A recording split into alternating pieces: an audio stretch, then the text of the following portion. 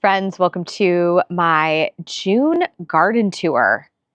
It is the end of June. This is ridiculous. And just for all of you who are okay, if you live in Southern California, plug your ears. This may be painful to hear, but this is the first time I've taken off my rain jacket today, which is like classic Seattle. Classic Seattle. 4th of July is either a torrential downpour or like sunny and gorgeous. I think Mother Nature has decided to rain at the end of June this year. So without much further ado, we're going to dive into this tour. And the thing that I was actually thinking about as I was thinking like, oh, we're going to film this garden tour. What am I going to show people? I went back and I looked at my May garden tour, and I'm actually filled with a sense of pride of how far I've gotten in this garden, because we are in the infancy of this space. So not only have we made incredible strides out here, but back in the cut flower garden as well, row by row, slow and steady, we're soldiering on. And it feels darn good. So starting in the center of the table, if you missed the table reveal, here she is. We finally have our dining room table. This edition has it's like what, a week old? Maybe a week and a half? And already I have sat here and enjoyed this table multiple times. Oh my God, is it raining? It's raining. It's starting to rain. We're going to go fast. In that video, we made this gorgeous sedum bowl, and I just am loving it. And I had some really interesting comments, and I'm going to do a tea time Q&A, but one of them was saying that this was a viewer who wasn't really into sedum bowls. And I got to tell you, I am not super into sedum bowls either. However, I think the difference is if you're a floral person, adding a flowering sedum. So we have this portulaca, we have this flowering sedum, and then I purposely chose sedums that are in like a tight rosette shape, so it simulates that feeling of a flower. So starting here, let's jump into the border behind me, because I have some new additions that are performing really well. The last swan song of this current flush of roses and a few other little goodies. Okay, come on. So this month in the garden, a couple things that we added were actually in this front border right here surrounding the dining patio. And this little baby, this is the So White Gara, and it has absolutely doubled in size. So when I planted it, it was maybe only about that tall, and then look, not only have these main branches exploded upward, but look at all of this lateral branching that's going on. And just as a reminder, this is super sandy soil. Really, it takes just a certain plant to dig on these conditions. And so I have 3 of these planted all the way down, and all 3 of them are performing beautifully. These containers also have seen an incredible amount of growth. And this germander, actually, if you come in close, she is about ready to bloom, which I am really excited to see. This is a new variety that I played with this year. And as I've said in other videos, I really like to play with things in my own garden before I trial them in any client's garden. And so it's going to be really fun to see how this one performs. The other thing I wanted to fill you in on was this Snapdragon. This is a newer variety of Snapdragon that I'm using in these containers, and they are like the perfect mid-story.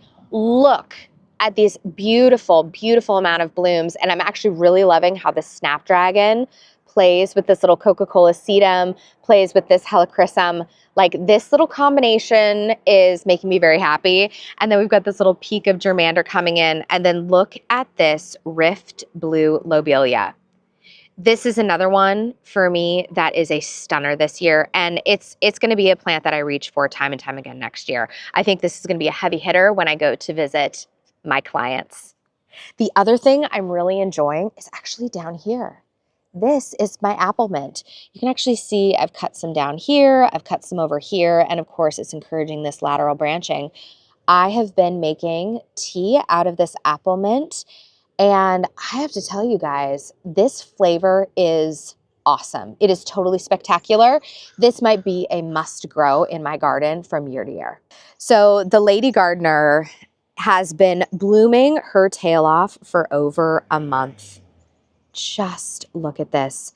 This is one of my favorite colors of roses, just like the beautiful apricot hue. And then look down here. Asleep on the job. Look at this little bee. He's so tired, taking a little rest. We've had so much rain today, so he's just chilling out. The other one that has been blooming like crazy has this guy. This is the Honey Dijon, and in fact, look here. We even have another bud. Look at that crazy cool color. I mean, this is Honey Dijon. She's amazing. And this one has been just performing like crazy. Okay, I also want to interrupt this rose tour for a second to talk about this for a moment. I personally am a huge fan of my plants when they commingle. So we have like this little peekaboo of the Salvia caradona coming through, this frothy bit of the lady's mantle that's holding all of these little droplets, and then boom, right into the roses. And I love that this Salvia looks like it's coming up through all of my roses in the garden.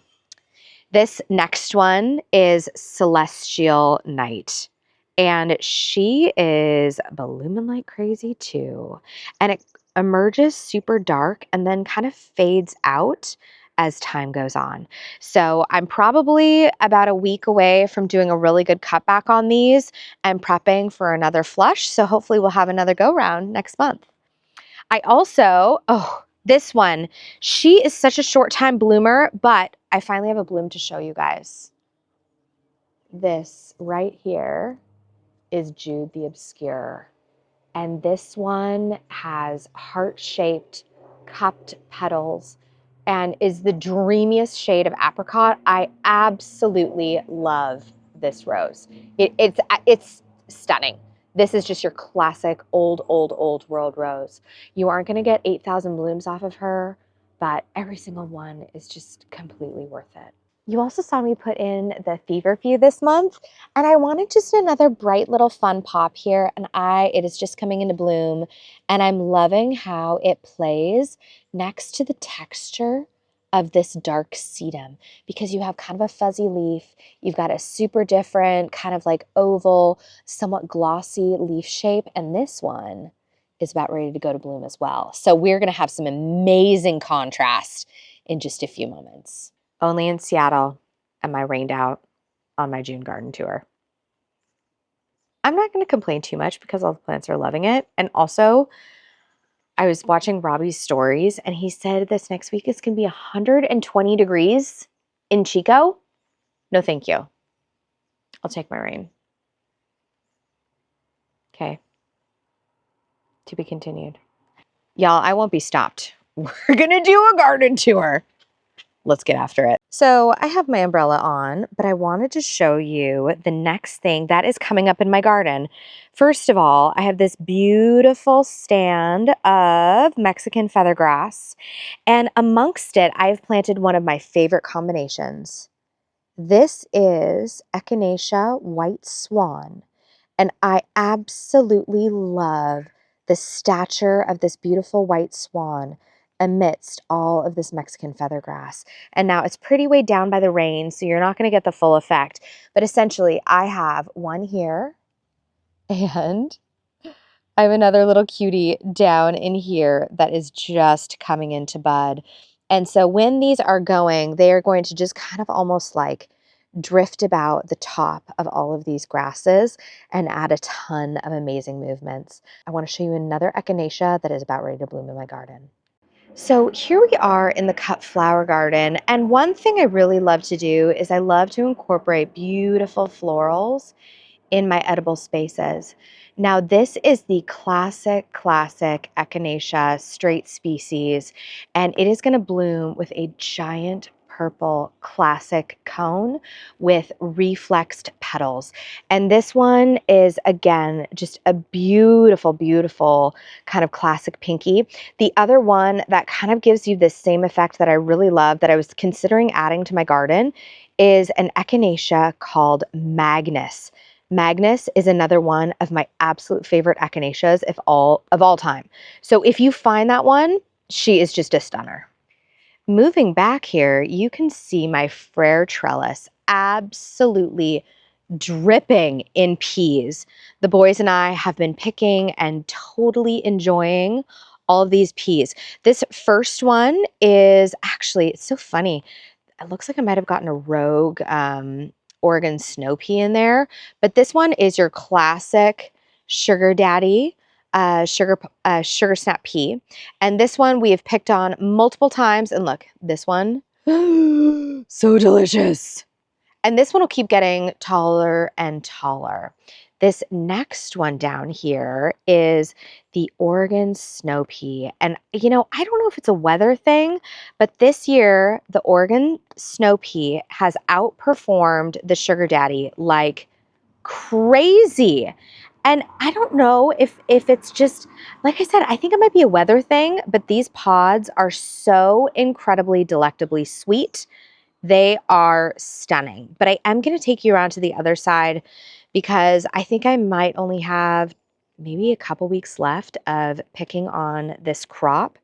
And then my snow peas will be the first ones that I will remove because so these ones bloom the first, but they're also done first. So kind of sad that I'm saying goodbye to them. I just know it's time, and I'll show you exactly how I know it's time. So here we are on the other side of the Oregon snow peas, and you can see right here at the base what I'm talking about.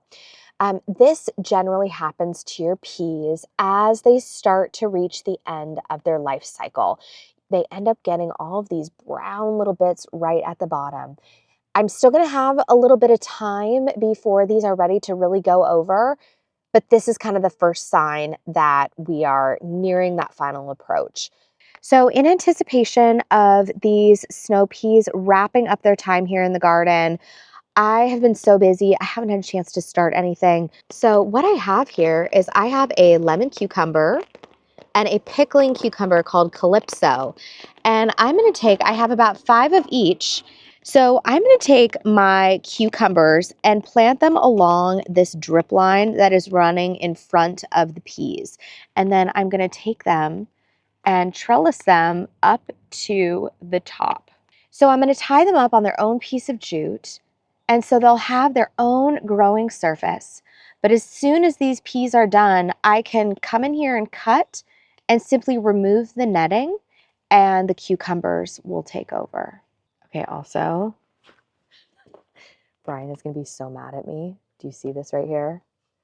3 years ago, I planted Dara, and it just now lives in my garden. And it's made its way up here. I do not know how this happened. Okay, also, this is my borage. This is the Alba that's self-seeded, and it is so close to coming into bloom. As soon as it blooms, I will show this to you because it is absolutely beautiful. And I love this so much more than the blue variety. It's just so fresh and lovely. And I have it paired here next to my rosemary, a couple carrots. I've got my leeks going on. It's a really pretty little corner of the garden over here. Updating everyone on the pizza container. This tomato continues to be an absolute beast and a half. Look at this thing. Okay, so she's about 1.5 feet tall right now and just growing like a weed. And then down here, all of my calibrachoa is a little closed up from all of the rain, but it has, I don't know, like tripled in size. I should see if I can put a picture of what it looked like last month, but I'm telling you, the calibrachoa is so happy. And this is the bumblebee orange mix, and this has just been a very strong performer for me this year. I also wanted to update you on this container. This is one that's a little bit more Asian inspired. Definitely my little violas are kind of just going over. And funny enough, my basil, I mean, it's actually not surprising. We are so cool temped right now. This Siam Queen is just on the struggle bus. So I think I'm going to 86 it. I don't know. We're supposed to warm up this week, but it has just been struggling. So I may cut it back, have the temps warm up, and then try fresh. And then check out this little cutie though. This is the scented geranium, and I'm just obsessed with it. And then a couple of you had commented that shiso grows wild. It's like a ditch plant where you live. And so per your advice, I have been very on top of cutting back blooms so that I don't end up with it seeded all over my garden. So friends, I want to show you just a couple of plants in this front border. This is an area that I haven't focused too much on. In fact, I haven't even come out here to remove all of the spent bloom or spent tulip foliage, but this is a plant called erigeron. It's also known as Mexican daisy, Mexican fleabane, and it is lovely. It comes out kind of more of like this rosy pinky color and then emerges more to a white. And it is so durable. It is stood up to dogs and every other thing that passes by here and is self-seeding itself currently throughout my garden, and I'm obsessed with it. It's very easy to pull out if you don't want it where it tends to be growing. And I think this is going to be just an absolute killer in my front border. The other thing I have, and oh, this one is really fun because you can kind of see them playing together here. I've got this Mexican fleabane that has come up through this. This is a pennisedum called Little Bunny, and it's a petite pennisedum that is perfect for this little 2-foot alley right in front of my boxwood border. And then down there at the end, you can see one of my sedum autumn joys. I'm going to come in closer. This is sedum autumn joy, and it is just budded up and ready to go. And one thing, hopefully we'll be able to see this when, you'll be able to see this when it actually starts to bloom, but it comes out in this dusty rose that kind of echoes this color right here on the erigeron. So I'm hoping that the texture of the pennisedum, the erigeron, I'm just thinking it's going to be a really lovely kind of dreamy patch here at the front of our home. Friends, another row is ready to go. I'm so excited. So you have seen kind of like, gosh, when did we first record that video of me getting back in here? Was that February? I don't know, but this has just been a really, really slow, lovely process, and I feel really good. It takes us forever to get one row weeded, but every time we do, we're just like, darn it, we're getting this space back together. So I've got the mulch ready, the compost ready. We are just ready to rock and roll on this row. However, I want to draw your attention over here because very exciting things are happening. Okay, guys, look how tall this mum is. Are you kidding me right now? This one, I mean, I've already taken a cutting out of this bad boy. And look at it.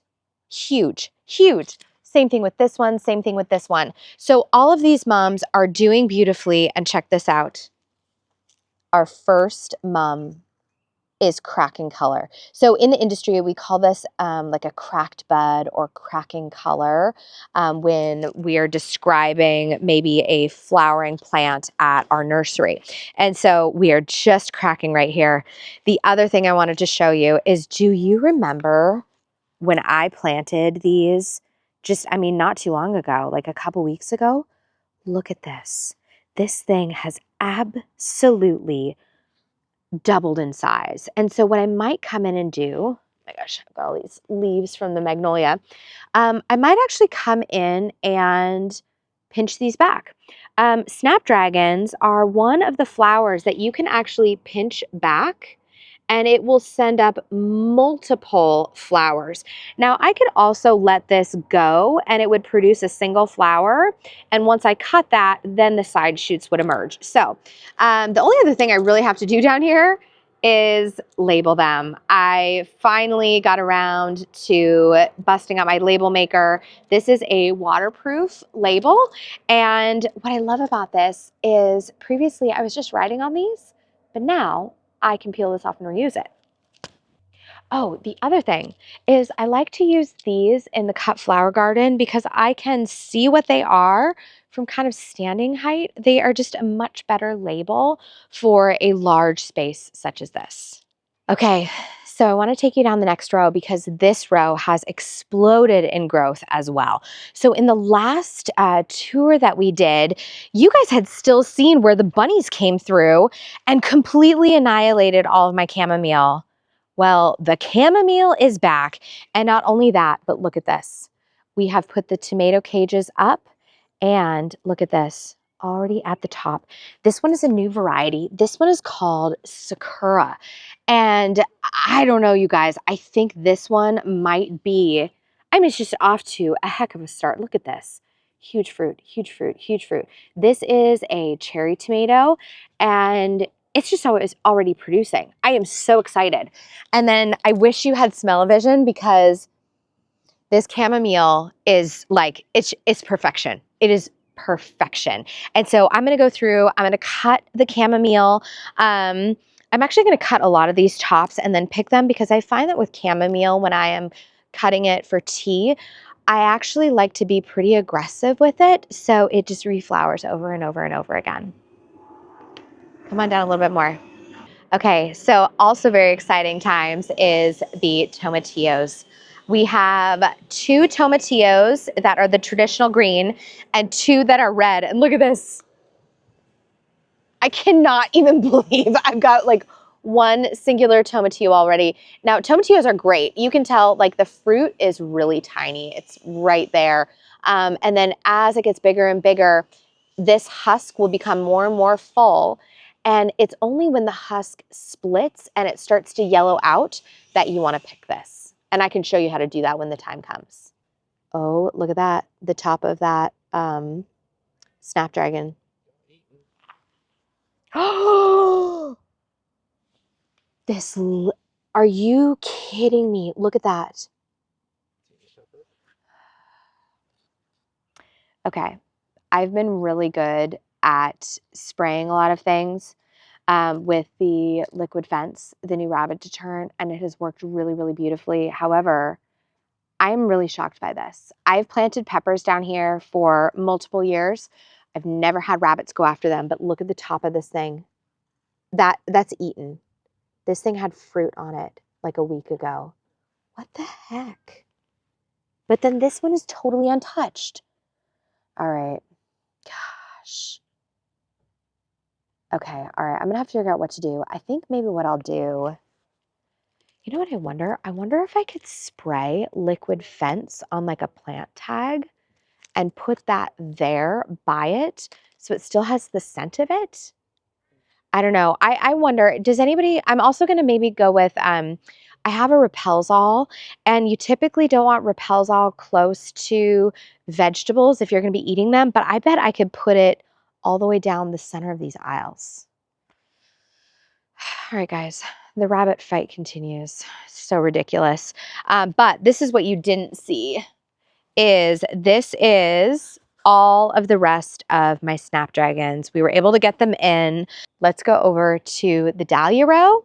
I'm going to show you the progress over there and my new baby. Friends, here we are in the Dahlia row, and I think we should kick it off with my new baby, my Fred Meyer purchase. Can you even believe this is a Fred Meyer discovery? Is this bananas? I get to enjoy this Dahlia, I mean, from June until frost, right? How cool is that? Anyways, you remember when I picked her up, she was super like loose and floppy. Well, I put her in the ground, give her a little biotone fertilizer, a nice good watering, and then she's good to go. And she has bounced back beautifully. I'm going to enjoy these for a little bit longer. And then as soon as these start to fade, I'm actually going to cut them back to right here. And I'm going to let these 2 lateral branches take off. So again, I'm just going to snip it right to here. And these 2 are going to just get going. All right, next up are the rest of my dahlias. And I have some good news and some bad news. Good news, the ones that are up are doing fantastic. There were a couple that are a little struggling, which is kind of shocking to me. This one is totally tangerine. However, this one is also totally tangerine. And then look at this little monster. I have not had bunnies go after my dahlias, yet here we are. So again, the battle continues. I'm gonna have to go back through. But then if you look at the rest of these, I mean, all of my dahlias from Maryland, of course, they're killing it. I knew they were gonna kill it. And these ones are almost ready to be pinched back. So I would say this week, one of my projects is actually gonna be coming in and pinching out the centers so I get nice, bushy, super productive dahlias. The other one that I've been, oh yeah, and here was my cafe au lait spot right here. This is like a giant RIP. It never came up. But I think what I'm going to do in all these spots where I don't have dahlias that have come up, I think I'm going to plant zinnias. I actually think that sounds like a fantastic idea. I could also plant cosmos too. I'm going to be planting things in here that I know are going to bloom in short order because I am just so late. It's taken me so long to get this space up to snuff. So I think I'm going to be popping in just kind of a little, almost willy-nilly, very freestyle, very lovely.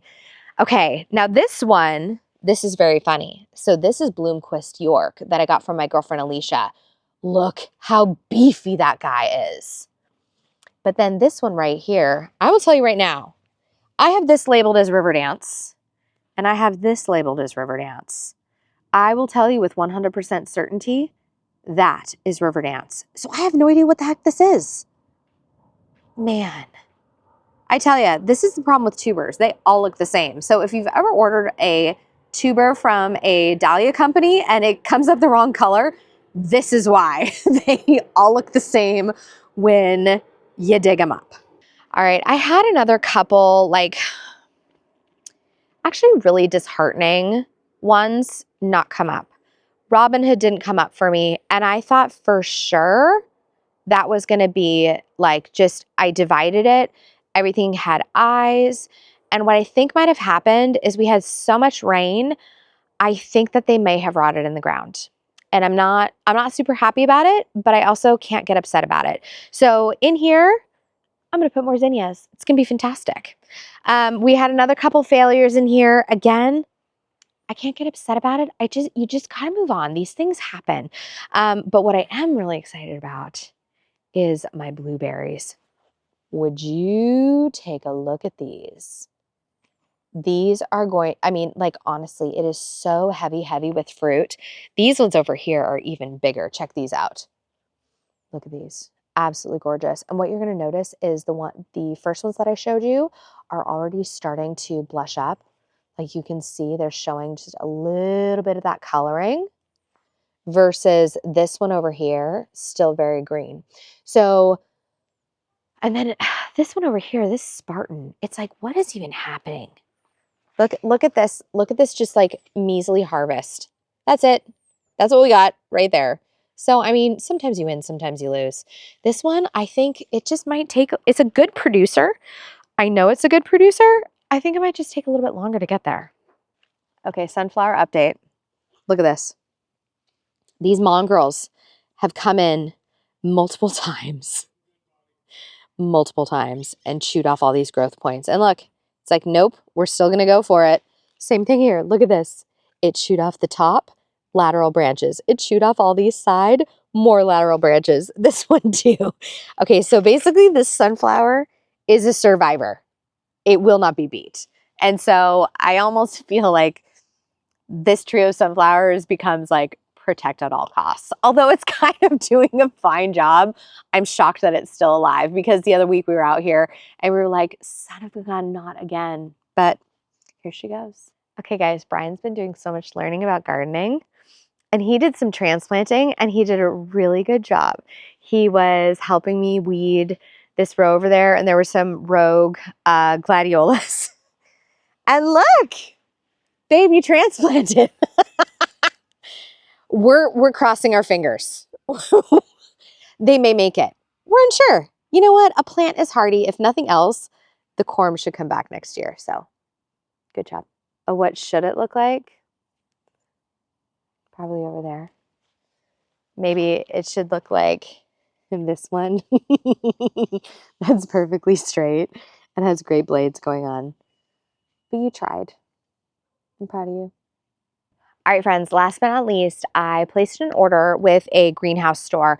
A lot of times when you go out to a commercial nursery, a commercial greenhouse, they will have heavy duty fabric that still allows like air and water to penetrate through it, but it is a very thick black fabric that has green stripes on it. I'm sure you've seen it. In any event, we have decided that, I played around with a bunch of different ideas. I actually like the grass. But it's kind of a pain to mow. And Brian liked the cleanliness of just kind of a nice fabric top. And so we kind of hemmed and hawed over it, and we're going to go with the weed barrier because, as you know, we struggle heavily with a lot of invasives back here, and it's pretty hard to maintain. So we have ordered this row. Is it 300 feet? 250 feet long, and they're 3 feet wide. So this coming week, we're going to be rolling this out in all the rows just to make our lives a little bit easier, create just a nice, clean slate. I think we may just leave it as is, or we might top dress it. Not quite sure yet. But regardless, we will have really clean and tidy rows to work off of. Friends, it's the end of the tour, which means the rain has stopped.